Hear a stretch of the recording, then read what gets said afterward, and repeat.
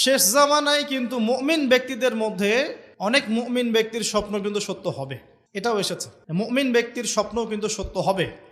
কোরআনে এমনও দলিল আছে যে কাফেরের স্বপ্নও সত্যি হয়েছে। কোন সূরায় আছে কে বলতে পারবেন? কাফের ব্যক্তির স্বপ্নও সত্যি হয়েছে এমন দলিল কোরআনের কথায় আছে, কে বলতে পারবেন? হ্যাঁ, সূরা ইউসুফ। কিনা আপনার? জি, আশিক। ঠিক আছে, মাশাআল্লাহ। আশিক ভাইয়ের জন্য আমাদের একটা হাদিয়া থাকবে ইনশাআল্লাহ, আপনি আলোচনা শেষে নিয়ে যাবেন। তো ইউসুফ আলাইহিস সালামের যে ঘটনা সূরা ইউসুফ, সেখানে আছে যে অমুসলিম দুজন ব্যক্তির স্বপ্ন সত্য হয়েছে, হয় নাই? একজন এসে বলেছেন আমার মাথায় রুটি, রুটি খেয়ে নিচ্ছে পাখি। আরেকজন বলেছে আমার হাতে ছিল শরাব, এই শরাব আমি পান করাচ্ছি রাজাকে, বাদশাকে। ইউসুফ আলাইহিস সালাম বললেন যে পান করাচ্ছে বাদশাকে সে নাজাত পেয়ে যাবে জেল থেকে, আর যার মাথা থেকে রুটি খাওয়া হচ্ছে তাকে শুলদণ্ড দেওয়া হবে। ঘটনা সত্য ছিল তো? আচ্ছা, এখানে এই দুই ব্যক্তি কিন্তু মুসলিম নন, তারা কিন্তু অমুসলিম। তো যেটা বলছিলাম যে আল্লাহর পক্ষ থেকে মুমিন ব্যক্তিকে সত্য স্বপ্ন দেখানো হতে পারে শেষ জামানায়, বেশি বেশি হতে পারে।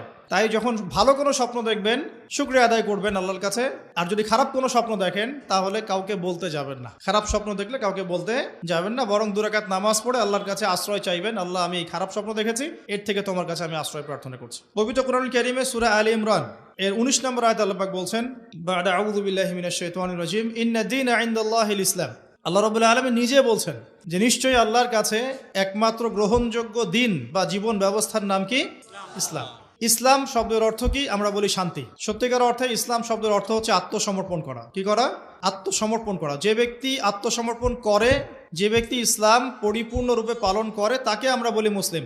যে ব্যক্তি ইসলাম পরিপূর্ণরূপে পালন করে তাকে আমরা বলি মুসলিম। যেমন এই মুসলিম শব্দের সাথে যে নবীর নাম জড়িত সেটা হলো, তিনি হলেন ইব্রাহিম আলাইহিস সালাম। সূরা হজ পড়ে দেখবেন, হুয়া সাম্মাকুমুল মুসলিমিন, তিনি তোমাদের নাম দিয়েছেন মুসলিম, এই জাতির নাম দিয়েছেন। তিনি আমাদের জাতির পিতা, মুসলিম জাতির পিতা।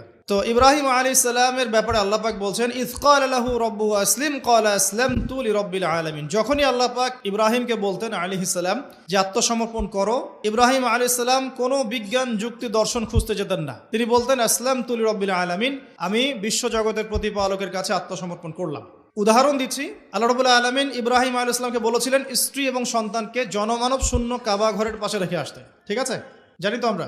ইব্রাহিম আলাইহিস সালাম জানতেন সেখানে কোনো মানুষ নেই, কোনো পানি নেই, কোনো প্রাণীও নেই, না খাবার আছে, না পানি আছে, না কোনো প্রাণী আছে। এরপরেও তিনি স্ত্রী এবং সন্তানকে সেখানে রেখে আসলেন। আল্লাহ পাককে প্রশ্ন করলেন না কেন রেখে আসবো, এর পিছনে কারণ কি, যুক্তি কি, দর্শন কি, জিজ্ঞেস করেছেন? ইয ক্বালা লাহু রাব্বুহু আসলিম, যখনই আল্লাহ পাক বলেছেন আত্মসমর্পণ করো, মেনে নাও, তিনি বলেছেন আসলামতু, আমি মেনে নিলাম, লিরাব্বিল আলামিন। আল্লাহ রাব্বুল আলামিন তাকে বলেছেন যে তোমার সন্তান ছোট, হয়তো বয়স হবে 10, 12 বা 15 বছর। আল্লাহ পাক তাকে বলছেন সন্তানকে জবাই করতে হবে। কি করতে হবে? জবাই করতে হবে। তিনি চলে গেলেন, সন্তানকে বললেন, ইয়া বুনাই, হে আমার সন্তান, যার নাম ইসমাঈল আলাইহিস সালাম, ইন্নী আরা ফিল মানামি আন্নী আযবাহুক, আমি আমার স্বপ্নে দেখেছি আমি তোমাকে জবাই করছি। কি করছি?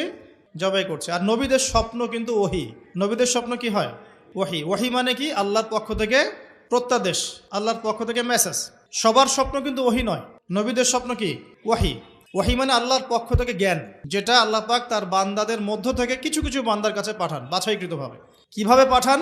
আল্লাহ পাক ফেরেশতার মাধ্যমে পাঠান। নবীদের স্বপ্ন ওহী। আর শেষ জামানায় কিন্তু মুমিন ব্যক্তিদের মধ্যে অনেক মুমিন ব্যক্তির স্বপ্ন কিন্তু সত্য হবে, এটাও এসেছে। মুমিন ব্যক্তির স্বপ্নও কিন্তু সত্য হবে।